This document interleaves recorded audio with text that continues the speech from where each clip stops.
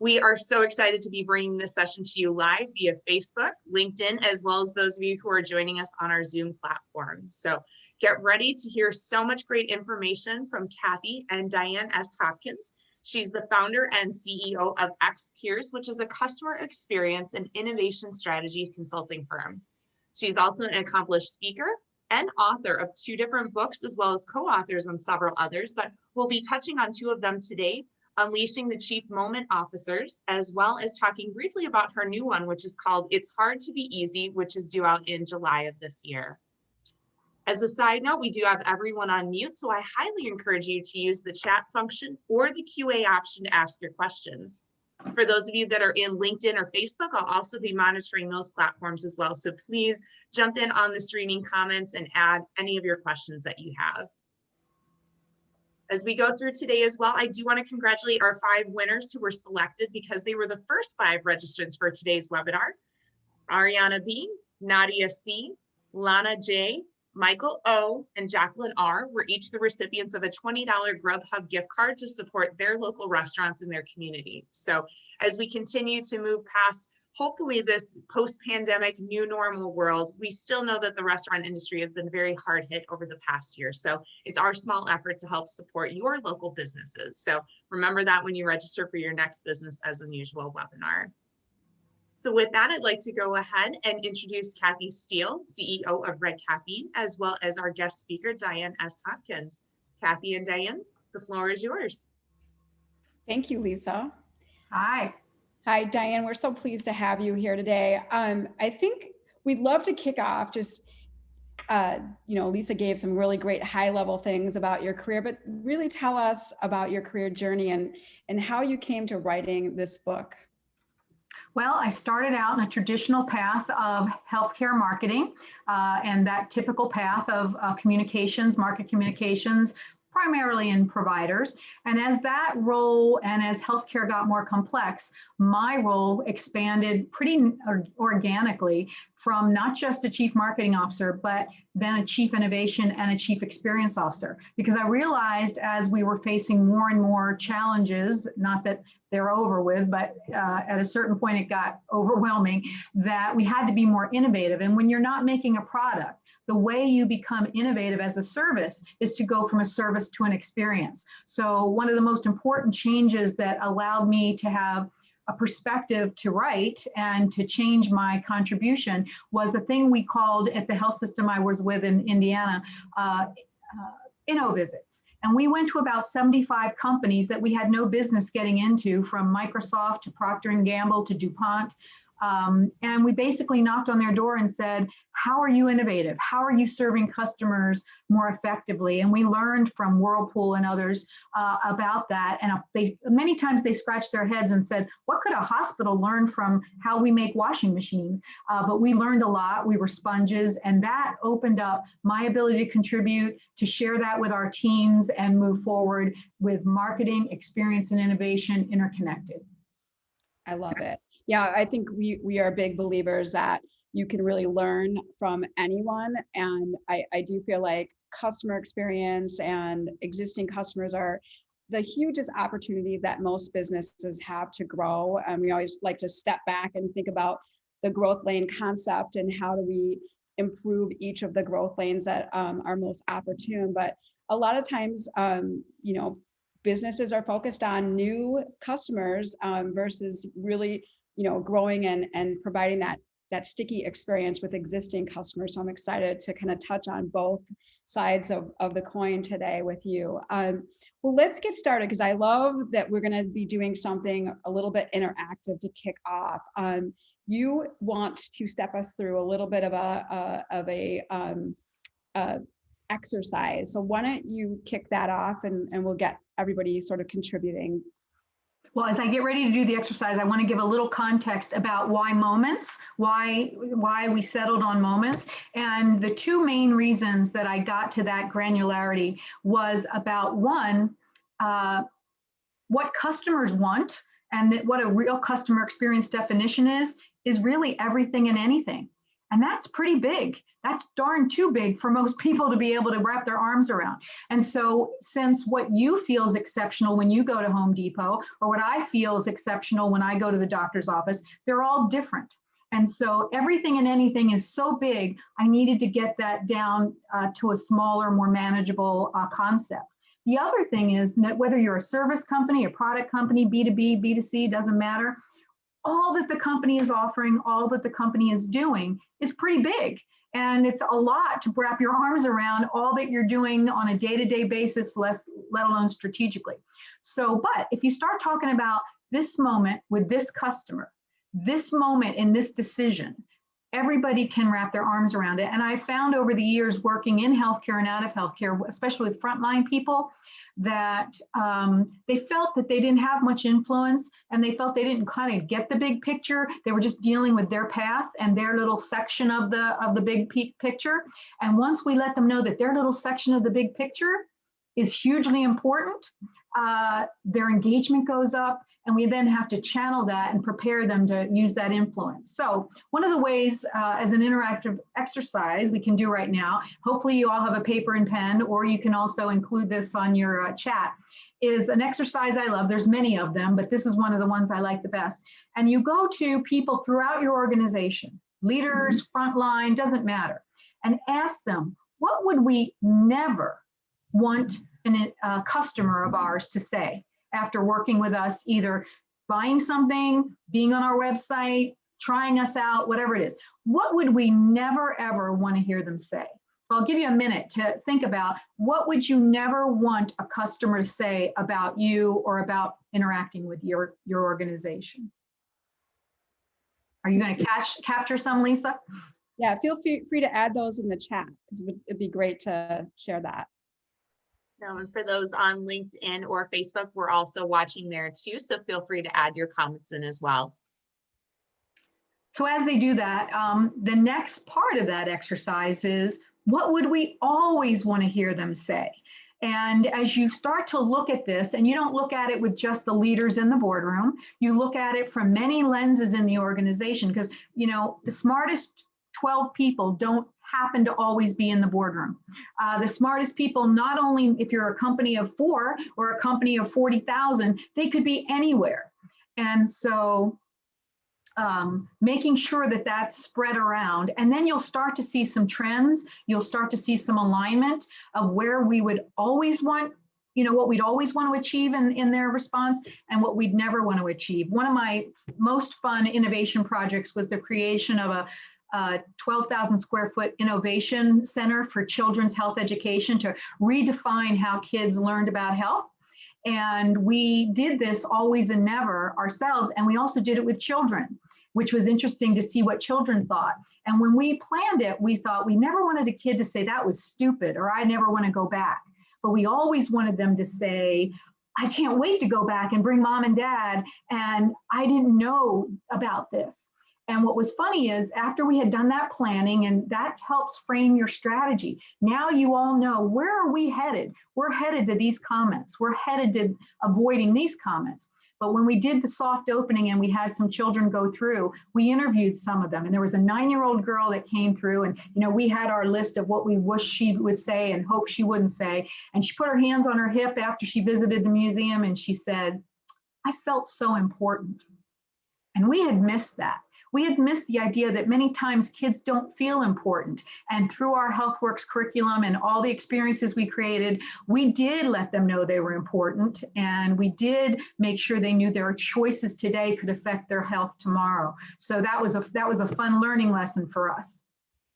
I really appreciate, sharing some color in that. I remember our director of client services coming on board, and she really challenged us to define what that exceptional client experience would look like, both from our perspective and then really getting that input from the clients as well. And I felt like, when she said, we want to be the best part of someone's day, wow, that is pretty damn cool. And it's a pretty visionary thing to think about, trying to deliver on, a promise to deliver on. So I think those kinds of contexts is, I don't know. I can think of about 100 things I'd never want them to say about our company. So that's a little more challenging list, I think.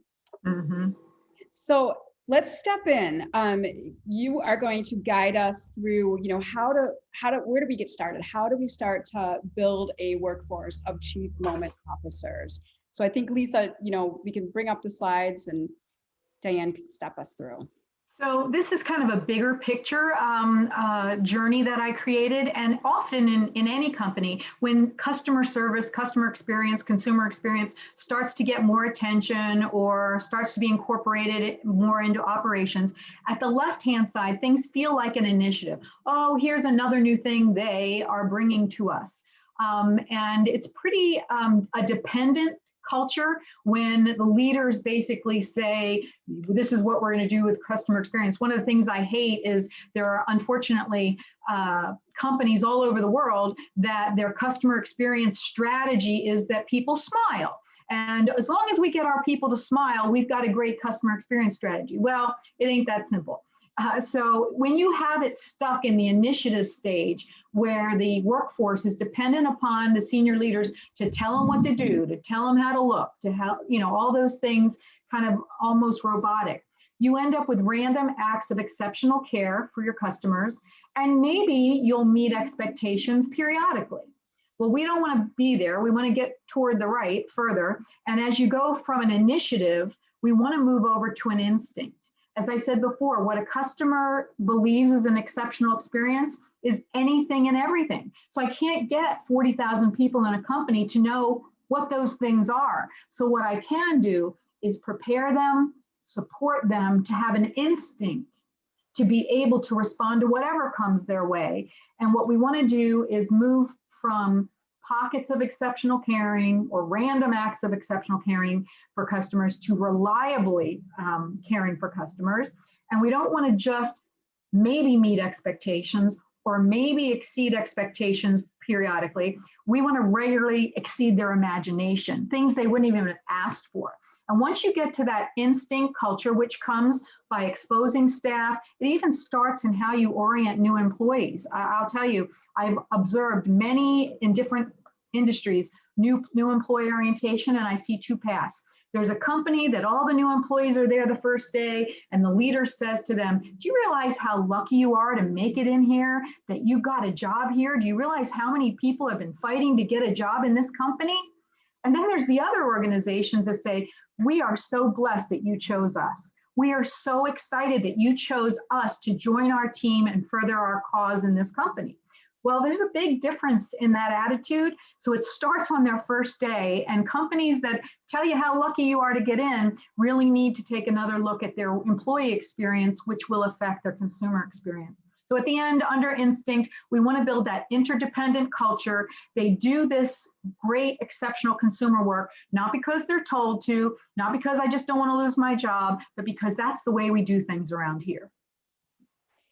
That's not always easy. I think that, it is challenging everybody wants to do great work and not make a mistake. So how do you foster that safe space, that safe collaborative environment that allows you to get your team so invested that they do have that instinct to take a step forward and own the experience, own the moment, so to speak? Well, it begins with getting the leadership, whatever that may be, aligned. And often when I'll go into an organization and I'll interview 17 vice presidents on what do they think customer experience or consumer experience, whether it be in person, digital, whatever, what is their feeling of it? If I interview 17 leaders, I usually get 12 different stories. And if your senior leaders have different perspectives on how important or how it should play out, don't be surprised that the company's confused and the workforce is confused. So first we have to get the senior leaders to understand that it's got to be thoughtfully and deliberately designed and planned, and they have to commit the resources to making sure it comes through in training and preparation of new employees as well as existing staff. So once you've got that going, then you need to just jump into co-creation. You've got to either bring experts in from the outside that can lead co-creation workshops, or you build and train your internal experts on co-creation, and you just got to start doing it. And the more co-creation workshops you do, where you bring the front line, the management, the leadership together, shoulder to shoulder, and they have to be fun. It's very hard. You can do them remotely, and of course we've had to do them remotely this last year. It's better in person because the relationships build and sparks kind of fly a little better. But you need to do that. Let them know that their opinion in these sessions is invaluable. And sometimes they'll be voting on concepts that come up in a co-creation session. And everybody needs to know their vote is as equal importance as anybody else. And one tip is, whenever you have senior leaders or directors in a co-creation session with frontline staff, the senior leaders vote last. Because unfortunately, there are people that look and see, what is he going to vote? How's he going to vote? I'll copy that. So we don't want that gaming of the system. We want to see what people really vote, the wisdom of the crowd, and get that wisdom of the crowd. And so if they feel safe, and then we start doing these, we dig in and start doing them, and then we tell the stories. We tell them about the wonderful thing that was uncovered because of the part-time security guard that opened our eyes to something we had missed. And at the end of the day, this is about senior leaders and all management understanding that the front line sees what we don't see, they know what we don't know. We're paying them, they're part of the team. Why not tap into and leverage those moments and observations and knowledge that they have in our company? Yeah, I mean, I've seen the most exciting things come from within organizations, and that's just such a unique experience to be able to really take the voice of the people that are maybe on the shop room floor, or they're interfacing with a client at a different level than you would, because they're going to hear something much different than you are. I want to ask about, and I saw a question come in, Lisa, too. I want to ask about, what do you do when something's gone wrong? Before we got on this call, I just heard Lisa tell us that there was a little challenge with something that didn't get delivered. We're all, nothing ever goes according to every exact plan. So how do you build that confidence and that culture into either accepting that you are taking credit for something that's gone wrong, or how do you manage through that in terms of that moment, that experience?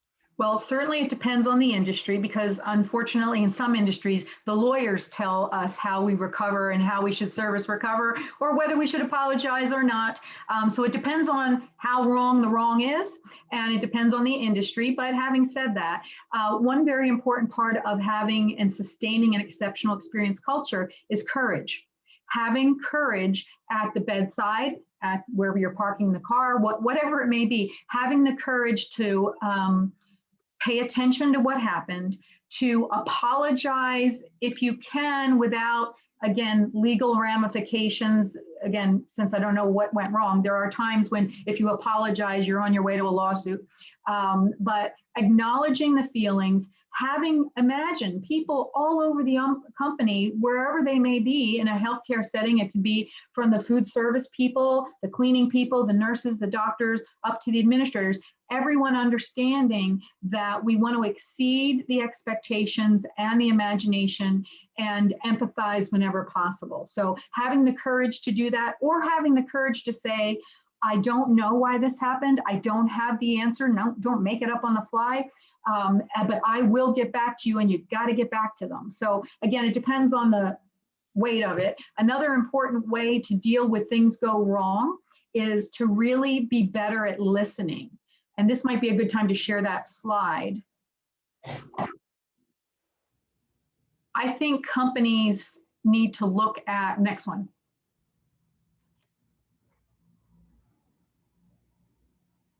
That one. I call it extreme listening.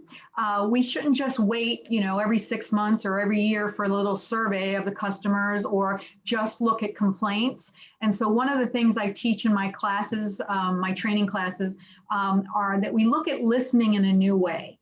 And this is the Japanese symbol for listening, the concept of listening. And it's about ears to hear, mind to think, eyes to see, undivided attention, which is about focus, and the heart to feel. So if you start to imagine listening to your customers or listening to prospective customers in this multidimensional way, you're going to uncover new things. And once you start to tap or train your workforce, wherever they may be, especially the customer-facing workforce, to see things with their ears and hear things with their eyes, and certainly in healthcare and many other industries, this idea of undivided attention, we are all so distracted. There's so many things pulling at people. To be fully present with supports this moment thing. You have to be fully present to this person complaining to you at this moment, or this person trying to buy all this stuff or trying to change their order or whatever it may be. So extreme listening, meaning listening with all these dimensions, but also listening frequently. And certainly your front line is listening and the boardroom may not know what they're hearing. So tapping into that with co-creation. Yeah, I love that. Do you have any thinking? Because I was thinking about this in terms of, we see a lot of this in medical and the hospitality industry where people are giving feedback online in, the form of Google reviews or Yelp, or it's a lot different. It changes that dynamic of listening. What do you see? What are some of the things that you can do to leverage technology in your listening strategy? Well, we're almost at the point now that we have too much information and it's coming in from all these different directions than it used to. And so what I typically see is more valuable in this new environment is make sure you have sentiment analysis options. So whether that be, again, depends on the size of your company, whether that be someone that takes it on a weekly, monthly basis and pulls it together, or whether you buy these customer relationship management systems that are growing like crazy, so that you can get to the sentiment. And that basically they'll take comments. It's software that'll take a comment that comes in on a Yelp or on a web page. And if someone uses the word love, that might get a weight of a 10. If someone uses the word like, that might be a 5. And so then the analysis happens to give you a good direction. Because again, if you're getting this from all over the place, you can't always go through every one and make sense of each one. Now, there are certain words like lawsuit or poison or something like that you want those to rise to the top and you have a whole process for. But if you can get a sentiment analysis process in place where you can take all that's coming in from all these doors from your organization, whether it be directly or indirectly, then you can stay on point with the overall direction and watch for the red flags. Yeah, I think this is going to be a big piece of a B2B strategy long term. We've already seen it have impact on hiring. So looking at Glassdoor reviews in advance of going to work for a company, and obviously, I think we all take like an Amazon review to heart when we see negative comments. So it's happening in all different sectors. Yeah, I would take those to heart on my book reviews. Yes. Yes. So, kind of stepping back to the moment, why don't exceptional experiences happen most of the time? It seems like it's an outlier versus in your diagram in your strategy, it's something that it's pretty hard to accomplish in that instinct column. Why is it so difficult? Well, there's a few main things I've observed about why exceptional doesn't happen all the time in companies, even with the best intentions. First of all, leaders and frontline must understand how the customer defines exceptional, which we talked about, which is everything and anything. I'm going to go off point and come back to this a minute. But other things is that the organization gets so big and so distracted that they forget why they're there. They often forget who we're here to serve and why we exist because they've gotten busy in the pace of the marketplace or pace of the operations. If there isn't consistent company-wide preparation of people to say, we expect to create raving fans. We don't want satisfied customers here. We want raving fans. If that's not broadly shared and rewarded and recognized, then don't be surprised that it doesn't happen all the time. Another one is that operational priorities changes that come with ongoing operations. They're maybe well defended and important to do, but there needs to be someone there raising their hand to saying, well, what's this going to do to the customer? One of the biggest parts, and what I'm writing about in the next book, is we might do something with our return policy, or we might do something with hours of operation. And we haven't looked at, before we allow it to be implemented, what does that mean for customer consumer effort? This whole idea about effort. So if we don't balance that before we make the change, we're going to pay for it later. And then the last and probably most important thing is, if your organization has metrics that you're using to drive staff and drive goals that are mediocre. I mean, I've been with so many companies that I've seen them have a celebration from getting from the 68th percentile in patient or customer satisfaction, and they went from 68 to 70, and they have a big party. Well, 70 is still mediocre. And so having the courage to say, well, 70 is better than 68, but we're a 99 percentile organization. And often people will push back and say, well, we want to give goals to our company that are achievable. We don't want people to be depressed and sad that they can't achieve them. Well, at some point, you have to, pull up your big boy pants and say, we don't want to be a 70% company. And if we looked at this in terms of quality, the story someone said to me that I love to think back, if we looked at quality to set a 70% target for, let's just say, healthcare quality, that would mean we could drop 3 babies a week. Okay, if we only drop 3 babies a week, that's okay. We're at least, 70%. That's unacceptable. Why is it acceptable in consumer experiences? It's not. So making sure you don't have mediocre metrics to begin with is a very important thing. Now, past that, going back to these truths, we've already talked about the co-creation commitment, and the idea number 3 about your staff and preparing staff everywhere to be a more innovative problem solver. Doesn't matter what industry you're in. Every day, if I asked you all what percentage of your day is problem solving, you're going to say over 75%. And in many, especially healthcare settings I go to, they say 99%. But then if I ask how many of you have had training in being a more innovative problem solver and how to look at that, nobody raises their hand. So since we know problems are inherent for customers and consumers, why not get all 10,000 of your staff to be more innovative problem solvers? Because then they can contribute in the moment to solve problems better. We just talked about getting your teams to embrace extreme listening, and then also about customer effort, not getting lost in all these wonderful things you're doing in your operations, but you can't forget what the unintended consequence may be for customers.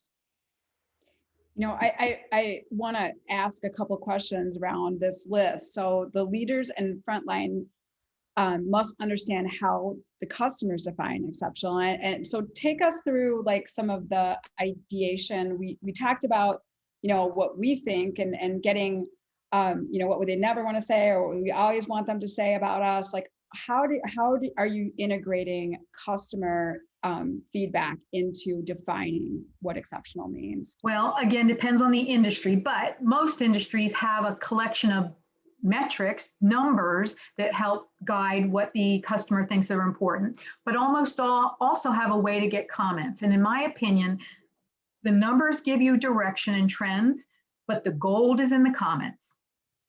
The people that are willing to give you some of their time and tell you in detail what you did wrong, what you did right, what might have been better, that's the gold. And so you want to have a process to have people meaningfully read those. And sometimes you have so many that you do have to put them in categories, and then share that with leaders in frontline so that then they can build upon that. Certainly the sentiment analysis, if you have that pulling from all these different sources of input, that can give you some fuel to work on as well. But gold is in the comments. Pay attention to the people that are willing to spend time to compliment, spend time to criticize, and look at that as a gift.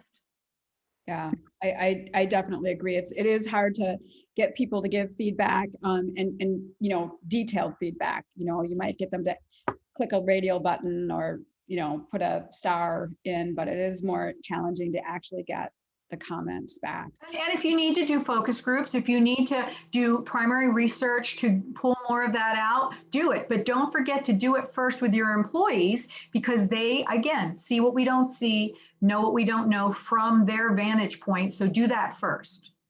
Yeah, absolutely. We use that in our process for building a strategy, just understanding what the employees that are interfacing with customers really know. And then we balance that with interviews with prospects and customers to really understand what what they want in the experience. It's really, really telling, and it's very, critical data to building that strategy and go-to-market plan for sure. One other question I wanted to ask was, you talked a little bit about incentivizing and rewarding in that list. And so is there some examples of things that you've seen work in organizations that help? I agree, the training, I mean, I was just like, oh man, problem solving training. How do you even do that? But I think that, love to understand what are some of the things that you could bake in to reward your employees for for handling these moments in this exceptional way. What have you seen work? Well, first would be investing in them as a person. And again, starting with new employee orientation, one of my favorite stories was we always at this One Health system made sure that the new employees, I think it was every month, there would be about 50 or 60 people. And it didn't matter if they were a cleaning person, a food service, or a heart surgeon, they were all in the same group. They were all orienting together, meeting each other and all that. And I did a program as part of that where they went through 4 or 5 hours of it. And at the end, I designated, by the power vested in me, I designate you a chief moment officer. And I'll never forget, again, this is the first 2 days of their experience. There was this one guy who's about 19 years old. He was a new guy in environmental services and in housekeeping. And he raised his hand very aggressively after I distributed their chief moment officer cards and all that, and told them, from this day forward, you can put the letters CMO after your name. We expect you to do that here. And he raised his hand, and I asked what he wanted, and he said, "Is this legit?" I said, "Is what legit?" He said, "Do I have letters after my name?" I said, "You absolutely do." And you could see his whole affect change. You could almost see his chest expand. He never thought he'd have letters after his name. And he got it. He was excited about it. I wish I had stayed in touch to see where his journey was. But I remember that moment for me as a trainer, to watch someone ignite what they didn't expect in the typical boring orientation process. And so that recognition of helping fuel people to be better contributors, that's one way.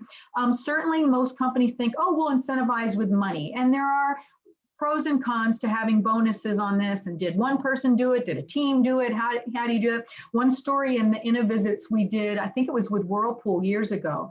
They had a system to incentivize people for innovations and new things for customers. And they would give them a check for, I don't know, $3,000 or whatever. And then they studied that experience with the employee. And they said, well, at that time, they got a paper check. They usually opened it in the car before they went home. They opened it and taxes were taken out.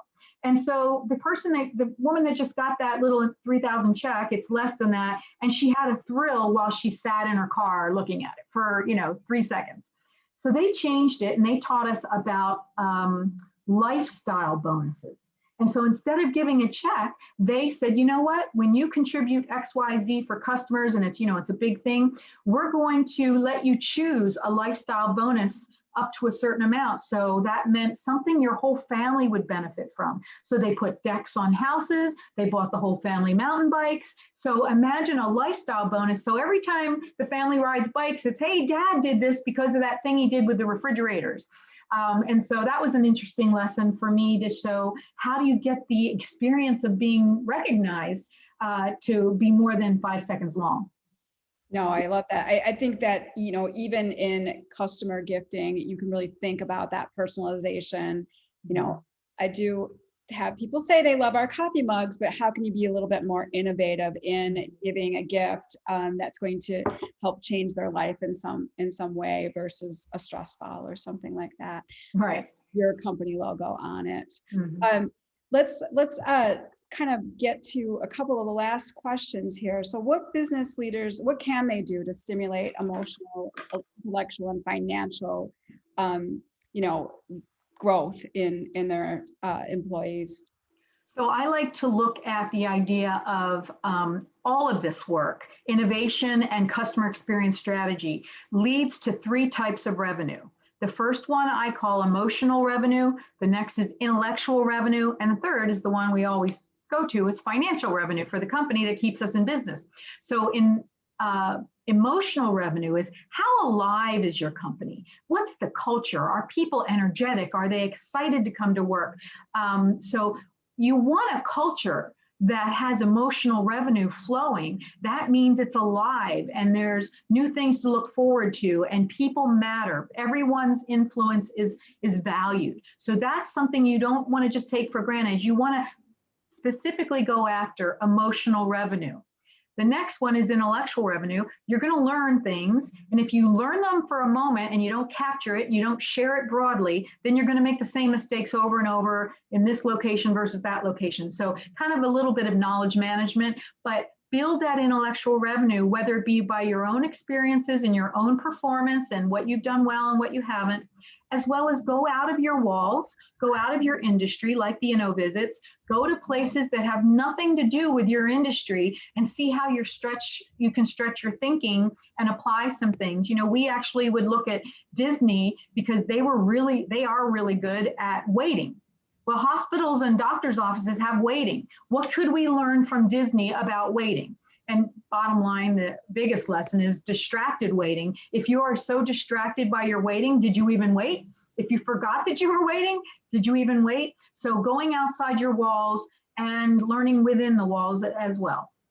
Yeah, no, I love that. I think about, 2 recent experiences with, one with the healthcare system where my husband was having a surgery, and the fact that they were calling me every half hour, I think they really engineered the experience. So even though it was a very scary, emotional experience for me, I was kept informed. And I think obviously when somebody's in a surgery, that's what is the experience. You're nervous. And so just having somebody call you up and tell you, here's where we're at, this is what's happening now. I think, that could be taken across delivering a package or taken, that's your pizza gets delivered. So I think, that isolating those pain points within the customer's experience and then adding in those moments are really cool. And I also just was talking about my neighbor, our salon next door. I was getting my hair done, and I just love the experience. They are upselling, but they do it in such a genuinely cool way where they're saying, hey, as they're washing their hair, how are you doing on your products? What would you need? And it's not, you don't feel like, here's our sale product, you need more shampoo. They blend it in with this experience, and it is really incredibly done. And then I want to ask one more question about the emotional stimulation for your, as a business leader. That to me is really challenging. I think we all want to engage our workforces. We're also seeing, I think everybody's seeing this challenge with hiring and getting people to come to work at all types of businesses today. So how do you keep it going? Like what are things that you have seen work to keep that thread pulled through past onboarding and getting that CMO certification on your title? Well, you first have to make sure your management staff who, are managing all these staff members on behalf of the greater organization, you have to make sure you don't have bad eggs there that are defeating the purpose. And so management needs to be incentivized to have an enthusiastic, engaged, and feeling appreciated workforce. So because the CEO can't be everywhere and the chief HR officer can't be everywhere. So you need to make sure that leaders, if they're going to stay in your organization, embrace this, do it well, and share those stories. Because if you've got a few we don't leave jobs, we leave managers or we leave directors. And so you have to make sure that you paid good attention to who you've got in those roles, and are they worthy of the trust and energy of the workforce they're over. And so that would be a big one, because when that's not working, the rest of it, a lot of times people will say, well, I'd like you to go into this department that's struggling with their patient satisfaction scores, and do things. And so the director of that unit may say, well, I'll just meet with you because I know all the things that are going wrong. And I'll have to push back and say, no, I'm going to meet with a lot of people. I'm going to observe without you, because sometimes she's the problem and she's been the problem. And so you have to have the fresh way to look at it. The other thing is that you have to walk the talk and share stories regularly on an ongoing basis of what things have gone well. Now, that doesn't mean there aren't times when things do have to change. And what I like to say about keeping the energy and the enthusiasm alive is when you do need to go into a location or a department and look at some improvements or some changes, go in as an archaeologist. Go in with a little brush and a toothbrush and make sure you first protect what's precious. Because there's wonderful things going on, even in a company or a division that's not performing well. So go in like an archaeologist, identify what's precious, protect it. Don't go in like a bulldozer. Because if you go in like a bulldozer, the things that are working will be destroyed. And so when staff find out that that's how you're going to approach it, that helps them, not disengage. Right. You want to build some kind of buy-in out of the gate. And I think that is, a great way to think about it, sort of preserve what's precious. I love that. So I did see one question come through, and it kind of goes back to that roadmap, that strategy. And what, and I think this is probably a pretty loaded question and depends, but what is the average length to go from initiative to instinct? It definitely is years, unless you're in a 5-person company. It's a year, multi-year commitment, and you want it to get rooted enough so that if the VP of marketing leaves or the head of operations leaves, the whole thing doesn't go out the window. So you're trying to root it in culture so that leaders can leave, staff can leave, but it lives on.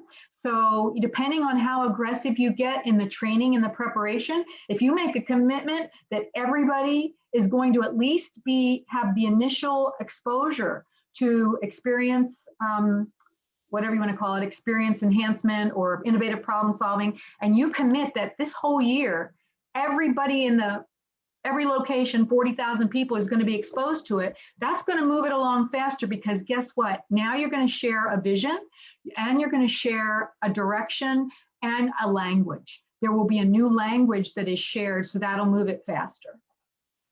Yeah, no, I think it is important when we're thinking about these kinds of organizational change that we don't really minimize. I remember, thinking years ago when I was talking to one of my mentors about helping rebuild culture in my organization. And I was so, I'm like, well, how long is it going to take? And I was really hoping he was going to say 3 months. And he's like, forever. You're like, this is, you get here and you get here, and then you slide back a little bit, and then you have to, reinvest and change direction. So I appreciate that you say it's. But do take the early wins. There will be quick wins, and take those quick wins, the low-hanging fruit, and share that broadly. So that helps the momentum, and it helps root it in the culture. Because those, a simple thing that I always do when I do a co-creation workshop, if the chief executive officer or the chief operating officer or somebody at a high level is in a co-creation workshop,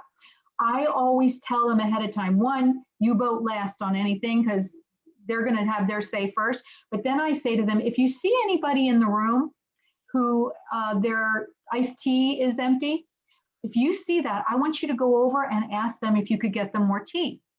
And that little moment of people retelling the story that Joe Schmo, the CEO of an $11 billion company, asked me if he could fill my tea. These little seeds.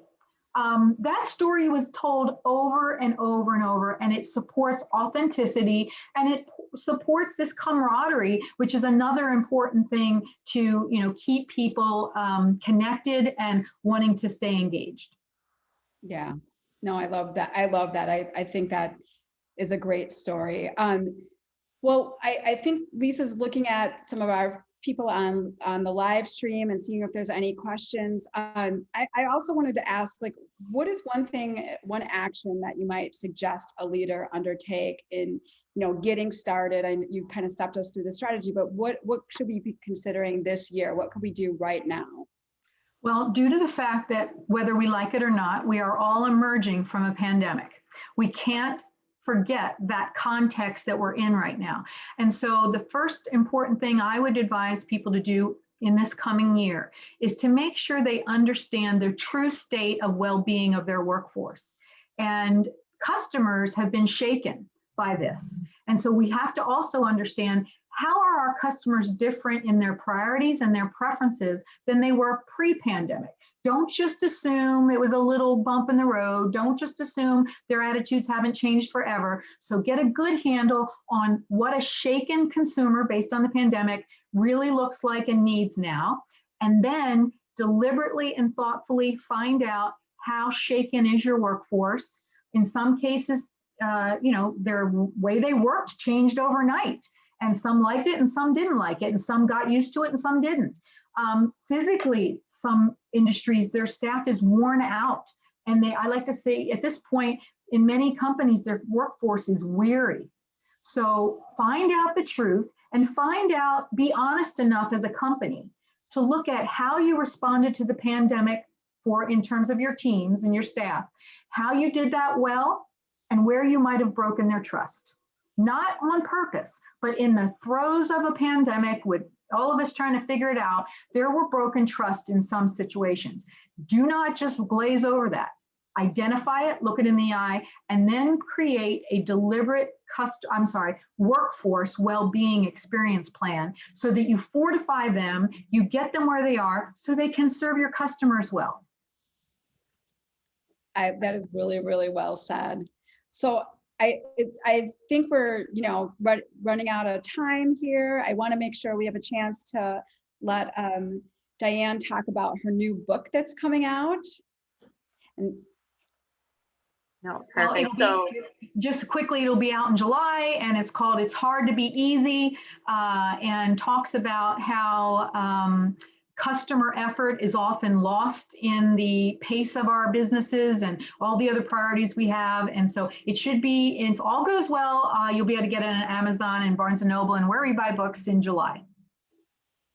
Wonderful. And so for those of you that saw in chat, we are actually giving away 5 copies of Diane's other book, Unleashing the Chief Moment Officer. So Neil and Melody will be connecting with you and sending them your way.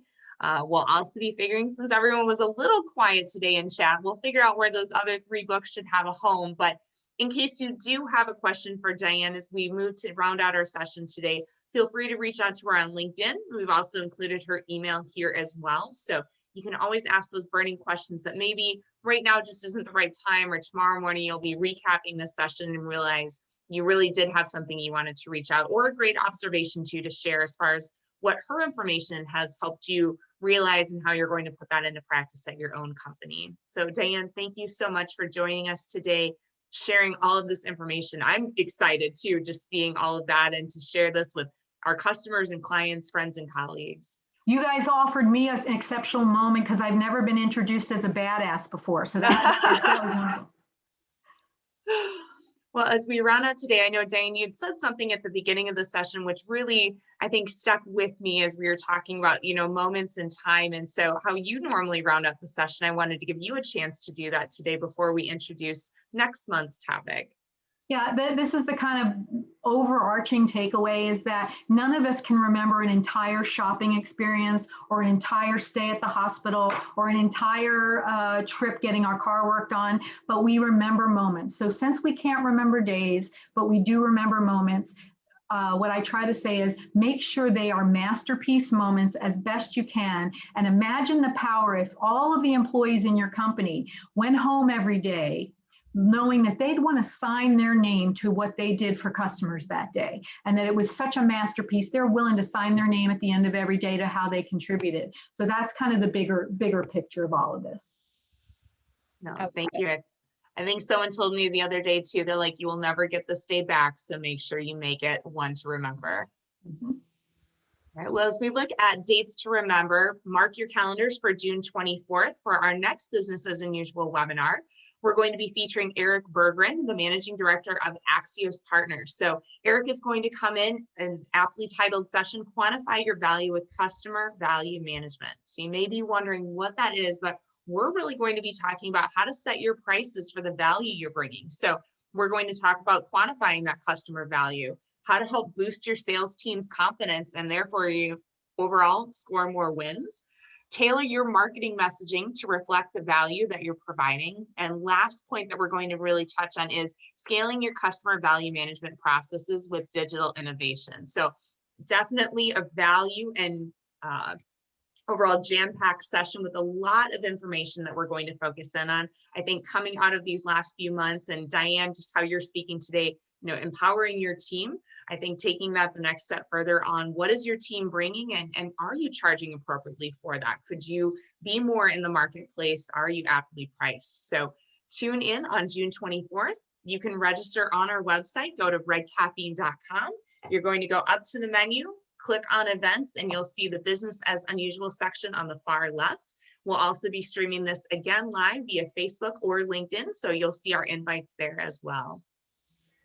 This was your first Business as Unusual webinar. I hope you enjoyed it. We look forward to having you on our future ones. You can also catch up on past Business as Unusual webinars, including Diane's for those that may be watching posthumously. We have all of those available on our Red Caffeine website as well. You can also reach out to us at connect@redcaffeine.com to learn a little bit more on how our growth consultancy model can help grow your business. So with that, thanks so much for joining us today and enjoy the rest of your day.